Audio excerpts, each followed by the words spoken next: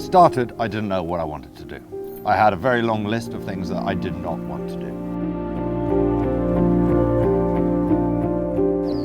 Toka 90s, 97, 96 hapo.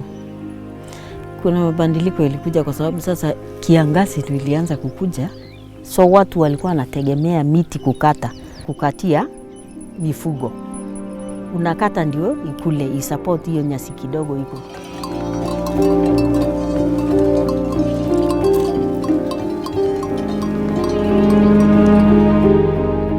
I always wanted to go into farming, but I never really enjoyed the cropping side of it.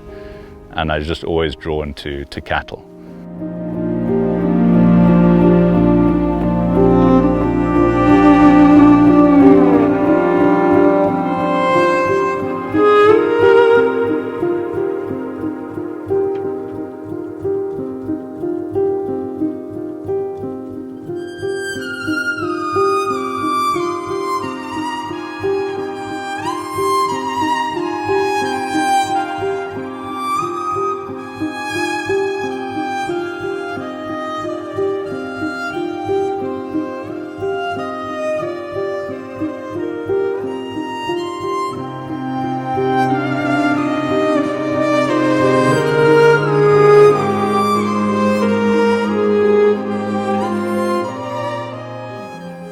In my lifetime, I've seen a massive increase in land degradation.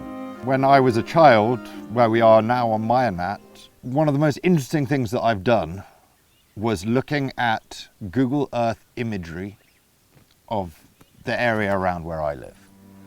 And the earliest imagery that is available is from 1987. 1987 is coincidentally the year that I was born. Borana, where I live, was one of the most degraded places.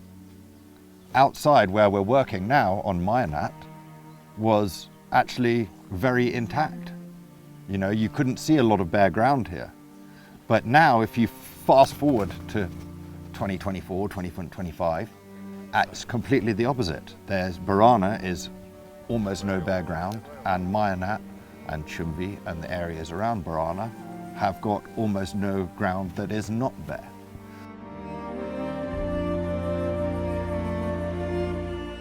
Hapa ilikuwa kama forest imejaa miti.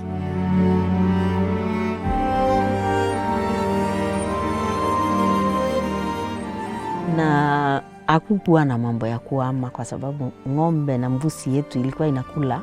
Mimi nimekuwa kama ninaishi, niko ndani ya mbuzi tu, nakunywa maziwa, nakula nyama.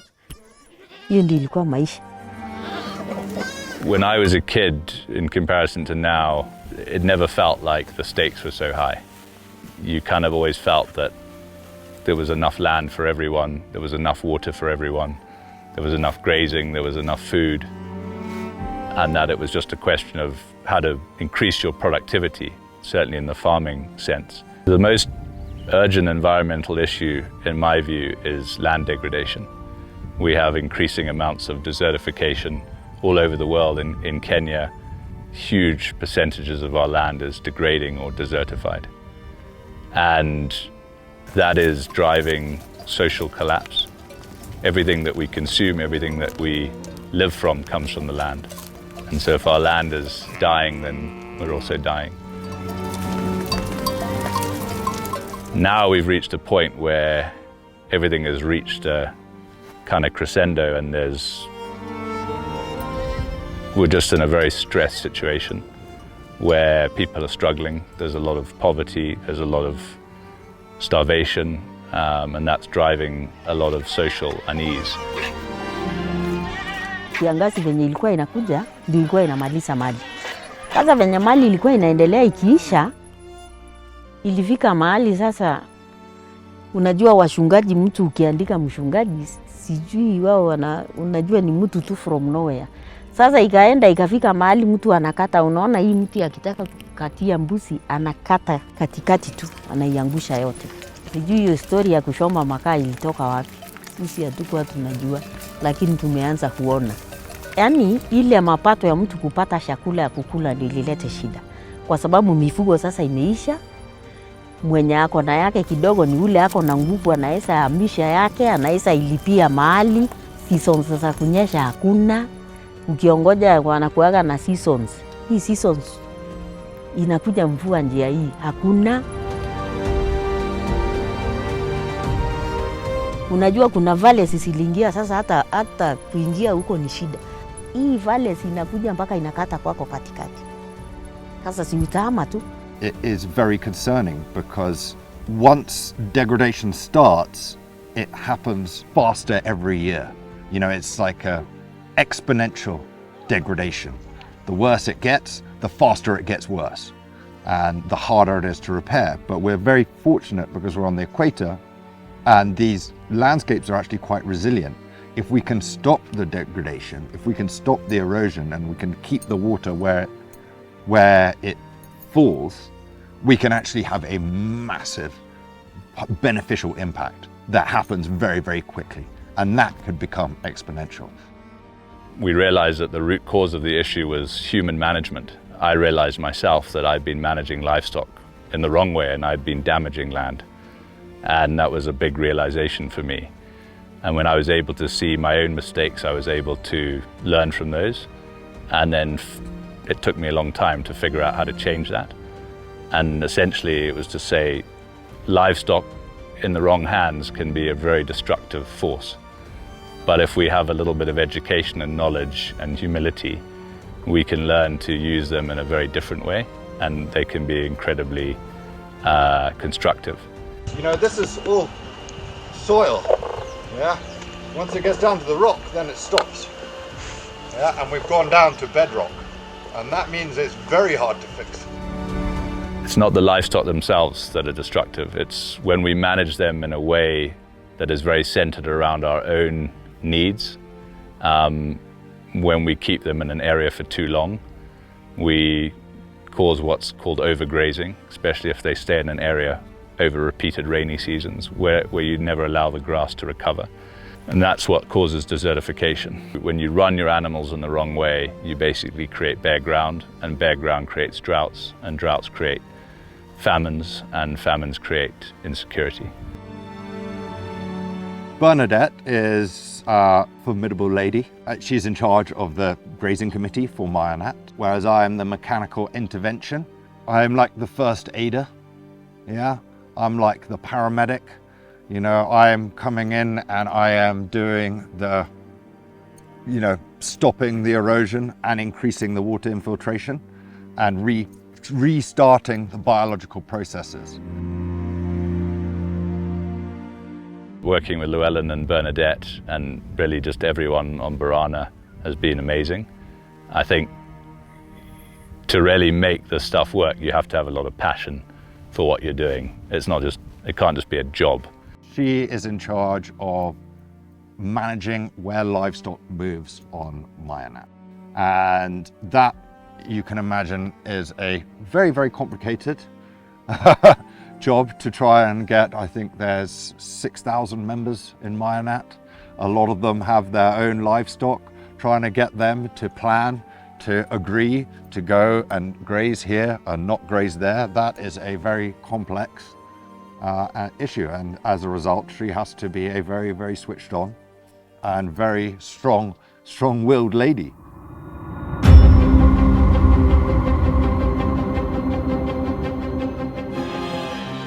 Sasa shida ni the approach ile unaingiaga ndani ya community, hiyo tu ndio inaweza kuleta shida, kwa sababu ukikosa kuapproach na njia mzuri wataharibu hiyo project. Hata kama wanajua itawasaidia, wataharibu tu. So ndio naonaga sisi tukiita kama board members, tunaita wale wako karibu. Wanabaki sababu wao wameanza, inawacha nafasi nyasi iendelee kumea. Ndio Mayanat kulika kuingia na kula dakika inamea. Wanajua, mimi naona ni just mambo ya taratibu tu, na vile watu naanza kuona wanaanza kuelewa. Mambo ya kuingiliana na kufanya kazi ya community nilianza 2008. Haikuwa rahisi kuingiliana na community na kusema tufanyeni kitu kama hiyo. Unajua sasa hao walikuwa wamejaribu, wakaona hii kitu inawaka. Tutasaidia aje neighbors zetu Hiyo ndio wao walifikiria, ndio tuweze kufanya kwa sababu sasa hata akiwa na nyasi tutakula tu, hata aweke nini tutaiba, itakuwa vita tu. So ndio wakaanza wakitupatiaga mahali kidogo, hiyo ng'ombe zenye ziko ndani wengine wanaingilia na njia yao. So ndio wakaanza kukuja kutueleza tufanyeni hii njia. We just want to aid them with planning, and on sites like the first, these 2 sites that we've done here, and we will continue to do sites across Mayanat for this ecological restoration, is giving them areas where they collectively, it's easier for them to collectively agree when they graze it. Basically, we surveyed this whole plot, found the appropriate contour lines, and then what we're doing now, peg them out, and then we're going through with a grader, or in some cases better to do it with a bulldozer when the erosion's very big, and we cut a ditch that follows exactly the contour level.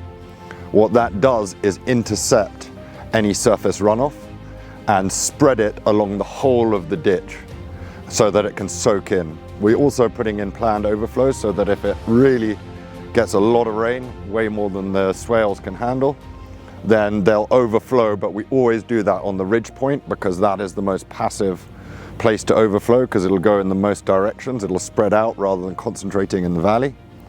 What it also enables us to do is take water essentially out of a valley to the top of a hill again. This here is the head cut of gully erosion, and this will continue to go all the way up the hill. Yeah, it's like how a waterfall's formed.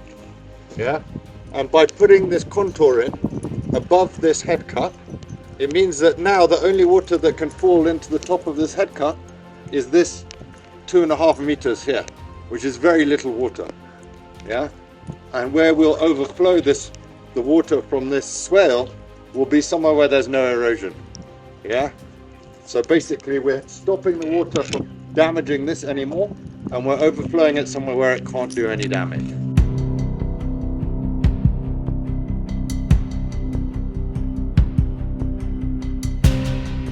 When you're working with pastoralists in communally owned land, the complexities are so much higher. You have so many more decision makers, so many more issues and desires that people have. And so it's been a big learning experience for me is getting people to work together, but also changing my whole attitude and approach. What we essentially have done is break up all of these little herds and put them into these two large herds that are only separated from each other for now due to there are different stages of calving. There's 2 different seasons. But essentially, this herd moves in a kind of migration across the whole conservancy. So when we're leaving an area, like this area that's being grazed now, after about 1.5 hours, they will be done. And we will not come back here probably for 12 months or more.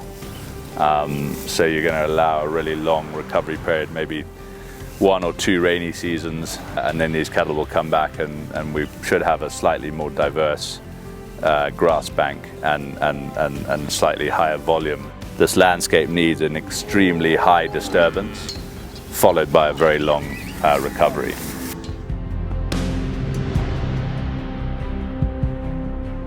We figured out how to put grass onto bare ground. That was actually the easy part.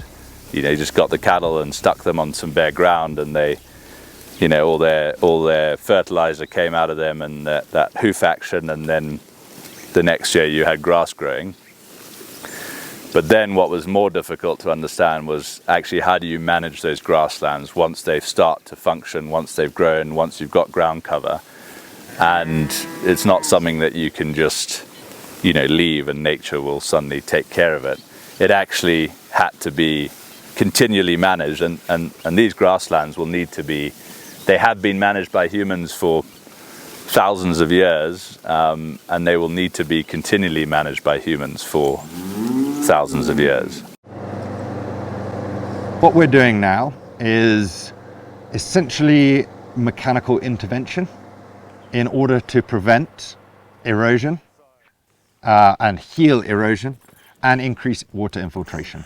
And the technique that we are primarily using here is a concept from permaculture called a swale. The easiest way to explain this would be a contour ditch or a berm. And what we have done is we go through the landscape, we survey it either with LiDAR or with a drone, and then we go through it with a laser level and we peg lines perfectly level on contour the whole way through the site, across the landscape. We then come in with either a grader, or at the moment we're using a bulldozer, and you basically dig a ditch that is perfectly level on contour. And that means that any water that falls on this site and moves across the surface of the ground as runoff is slowed, spread, and soaked into the soil. Yeah, we want basically water in the ground, not on the ground. Because if water's on top of the ground, that's where you start to get erosion. If water's in the ground, that takes a very long time for the moisture to move through the soil. And that's where you're going to be available for grasses and trees and forbs and legumes and all of the rest of the green things that we want. And the more it's available for the green things, the longer they can stay alive, the more they grow, the more they slow water when it moves along the surface and soaks it into the ground. So from a biological sense, what we're trying to do is mimic what would happen in nature. So these ecosystems have been managed and run by people, but also by wildlife. And that balance has kind of shifted. They're much more people-driven ecosystems now than they used to be. Wildlife, the hoof actions of herbivores, the saliva of the herbivores, the dung, the urine, all of that impact in these ecosystems that we live in are vital for grass and plant regeneration to take place. The natural fertilizing, the breaking up of the hard pan that's been baked by the sun to help establish seeds to germinate, the manure from the animals to help the plants grow thicker and stronger. Even the saliva has a real effect on the growth of the grass that you wouldn't get if you cut it mechanically. So all of these things would be happening in a natural ecosystem. All we're trying to do is use cattle or livestock to replicate that in these ecosystems that have essentially lost, I think Kenya's lost 70 or 80% of its wildlife population. Ni kama ukinyang'anywa nguo, hii nguo nikinyang'anywa yote, si nitatafuta tu kitu ya kujifunika. Ardhi yetu imekuwa hivyo kwa sababu sisi wenyewe ndio tuliharibu. Kwa hivyo washeni tuifalishe hii ardhi nguo, na ndio unaona wamekuja kukubali.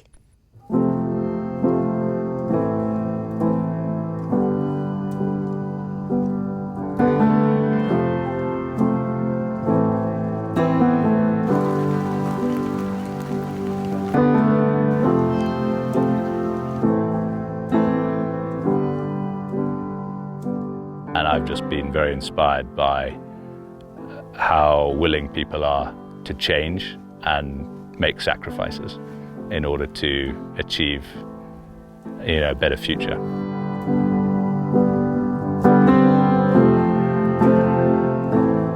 Mimi kwangu ninahisi tu